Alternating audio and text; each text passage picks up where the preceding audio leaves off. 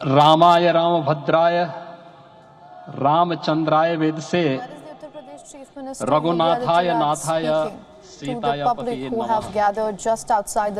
श्री रामलला भगवान की, श्री रामलला भगवान की, भारत माता की, भारत माता की, सरयू माता की, सरयू माता की, जय जय सीताराम।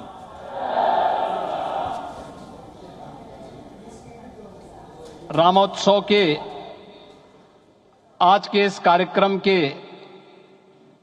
मुख्य अतिथि दुनिया के सबसे लोकप्रिय राजनेता भारत के माननीय प्रधानमंत्री आदरणीय श्री नरेंद्र मोदी जी, राष्ट्रीय स्वयंसेवक संघ के माननीय सरसंघ चालक श्रद्धेय डॉक्टर मोहन भागवत जी, प्रदेश की माननीय राज्यपाल श्रीमती आनंदीबेन पटेल जी, श्री राम जन्मभूमि तीर्थ क्षेत्र न्यास के अध्यक्ष पूज्य महंत नृत्य गोपाल दास जी, श्री राम जन्मभूमि तीर्थ क्षेत्र न्यास के कोषाध्यक्ष पूज्य स्वामी गोविंद देव गिरि जी, महासचिव सम्मान्य श्री चंपत राय जी, देश के कोने कोने से यहां पर पधारे पूज्य संतजन,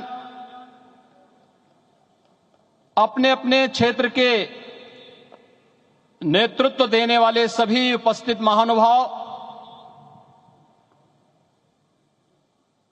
रामोत्सव के इस पावन पर्व के अवसर पर आदरणीय प्रधानमंत्री जी का मैं आप सबकी ओर से हृदय से स्वागत करता हूं, अभिनंदन करता हूं। इस अवसर पर पधारे राष्ट्रीय स्वयंसेवक संघ के सरसंघ चालक आदरणीय डॉक्टर मोहन भागवत जी का, अन्य समागत अतिथियों और महानुभावों का मैं हृदय से स्वागत करता हूं, अभिनंदन करता हूं। प्रभु रामलला के भव्य दिव्य और नव्य धाम में विराजने की आप सभी को कोटि कोटि बधाई। 500 वर्षों के लंबे अंतराल के उपरांत आज के इस चिर प्रतीक्षित मौके पर अंतर मन में भावनाएं कुछ ऐसी हैं कि उन्हें व्यक्त करने के लिए शब्द नहीं मिल रहे हैं। मन भावुक है, भाव विभोर है, भाव विह्वल है। निश्चित रूप से आप सब भी ऐसा महसूस कर रहे होंगे। आज इस ऐतिहासिक और अत्यंत पावन अवसर पर भारत का हर नगर, हर ग्राम अयोध्या धाम है। हर मार्ग श्री राम जन्मभूमि की ओर आ रहा है। हर मन में राम नाम है, हर आंख हर्ष और संतोष के आंसू से भीगा है। हर जीवा राम राम जप रही है। रोम रोम में राम रमे हैं, पूरा राष्ट्र राममय है। ऐसा लगता है हम त्रेता युग में आ गए हैं। आज रघुनंदन राघव रामलला हमारे हृदय के भावों से भरे संकल्प स्वरूप सिंहासन पर विराज रहे हैं। आज हर राम भक्त के हृदय में प्रसन्नता है, गर्व है और संतोष के भाव हैं। आखिर भारत को इसी दिन की तो प्रतीक्षा थी। भाव विभोर कर देने वाली इस दिन की प्रतीक्षा में लगभग 5 शताब्दी व्यतीत हो गई। दर्जनों पीढ़ियां अधूरी कामना लिए इस धराधाम से साकेत धाम में लीन हो गई, किंतु प्रतीक्षा और संघर्ष का क्रम सतत जारी रहा।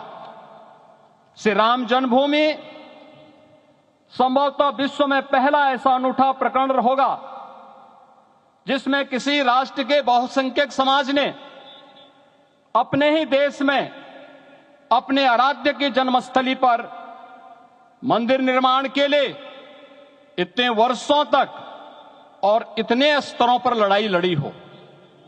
संतों, सन्यासियों, पुजारियों, नागाओं, निहंगों, बुद्धिजीवियों, राजनेताओं, जनजातियों सहित समाज के हर वर्ग ने जाति पाति, विचार दर्शन, उपासना पद्धति से ऊपर उठ करके राम काज के लिए स्वयं को उत्सर्ग किया।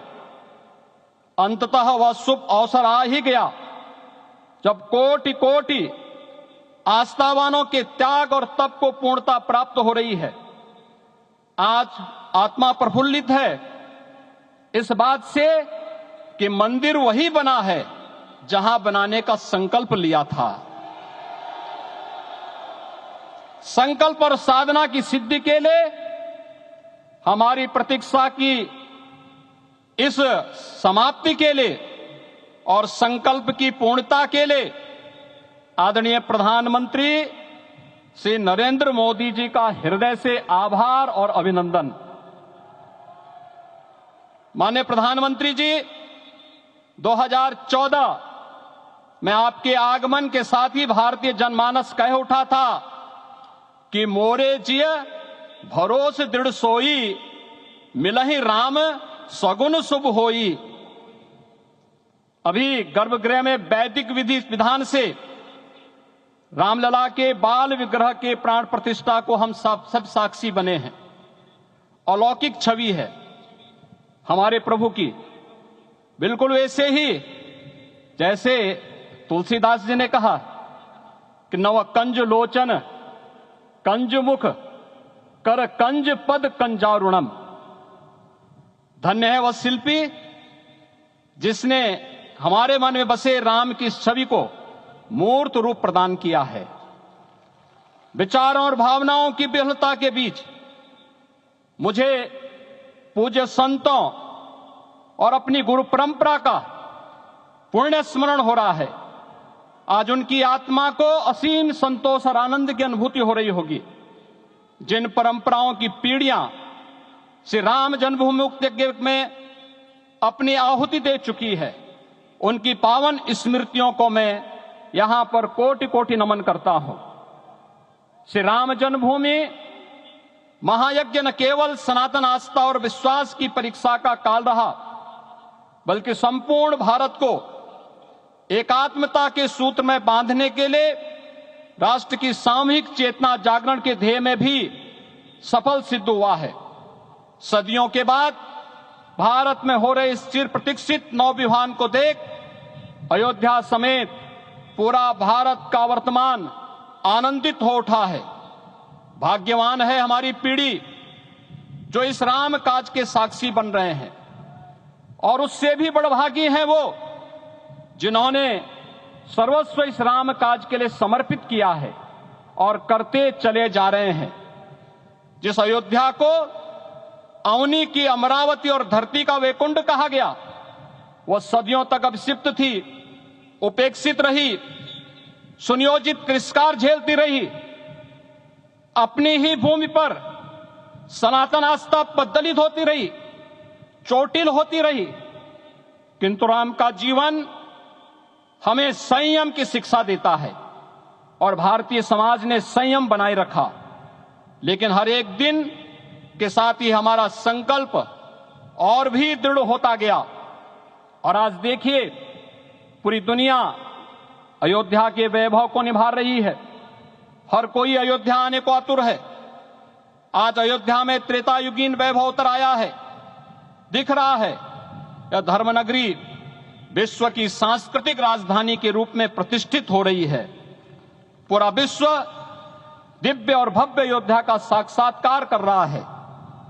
आज जिस सुनियोजित एवं तीव्र गति से अयोध्यापुरी का विकास हो रहा है वह प्रधानमंत्री जी के दृढ़ संकल्प, इच्छा शक्ति और दूरदर्शिता के बिना संभव नहीं था। कुछ वर्ष पहले कल्पना से परे था कि अयोध्या में एयरपोर्ट होगा, यहां के नगर के भीतर 4 लेन की सड़कें होंगी, सरयू जी में क्रूज चलेंगे, अयोध्या की खोई गरिमा वापस आएगी। लेकिन मित्रों, and joining us on the bulletin live from Ahmedabad, we now have with us Ms. Sohag Shukla. She is the co-founder and executive director of the Hindu American Foundation. Ms. Shukla, welcome to the broadcast. Thank you, Rehisha. Ms. Shukla, the consecration of the Ram temple is being called a global phenomenon and it has just been completed. Talk to us on how this occasion has brought people from all walks of life together, from India to US. People all across the globe were filled with enthusiasm over the consecration ceremony. Absolutely. I mean, I'm here in India right now, and so I'm kind of torn. I've missed all the celebrations in the United States, but there's just a certain palpable joy and at once peace here in India. It's a coming home. Of course, Sri Ram has always been in our hearts, but now there's a sense of closure, restorative justice from the consecration, leading all the way up from those people who fought for this moment 500 years ago. In the United States, we've seen car rallies, we've seen watch parties, we've seen satsangs and Ram Katha. And certainly it's not just the Hindu community that hails from India, amongst Fijian diaspora as well as the Caribbean diaspora, where Ramayana has become kind of the heart of their survival. When Indians were taken to Guyana and Suriname and Trinidad and throughout the Caribbean, the Ramayana is what gave them strength and solace. And so it really is a global phenomenon, what we've witnessed. Right, Ms. Shukla, absolutely it is a global phenomenon, and we saw the excitement not just in India, like you mentioned, all across the globe. It has clearly put Ayodhya on the world map. Absolutely. I mean, you know, to me, this is not just a point of celebration or a moment of celebration for Hindus. I think people from all indigenous cultures around the globe who have lost access to their most sacred sites, to their sacred spaces, can look at Ayodhya as a place where they can see hope, where they can see the possibility of constructive engagement. They can see the process of justice taking place through the legal systems that have been set up in their respective cultures. But really, this is a moment, again, not just for Hindus, but for all indigenous people, for all of the ancient traditions and civilizations that have oftentimes throughout history lost access to their sacred spaces. Right, Ms. Shukla, also talk to us about the relevance and importance of Ramayana in today's time. Well, look, Ramayana, I just tweeted a few minutes ago that Sri Ram has always been in our hearts, but now he's home. The story of Ramayana, the reason that it has survived for thousands of years is because the message is universal and it's timeless. It's about telling the truth. It's about keeping your promises. It's about transcending differences for a common good to serve the greater good. All of those things are kind of the keys to not just interpersonal happiness, but to ensure that society around us, our family, our community, and our nation are cooperating for the betterment of all of just not humanity, but all of existence. Right, Ms. Shukla. Also, talk to us about the Ram Lala idol. There was earlier a discourse between Shwet and Sham, and then, of course, they went forward with Arun Yogi Raj's Sham-colored sculpture.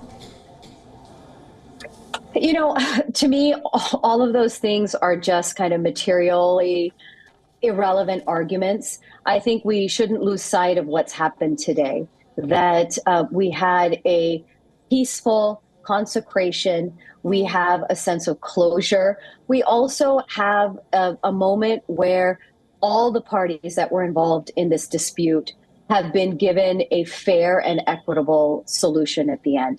So the Muslim community will be able to build their mosque. The Hindus have built a temple, and of course it will continue.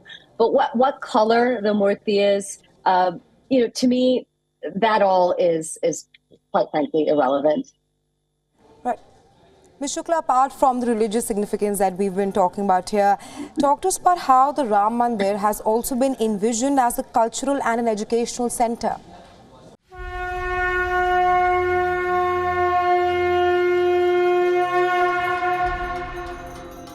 Shri Ram Jaya Ram Jaya Jaya Ram Shri Ram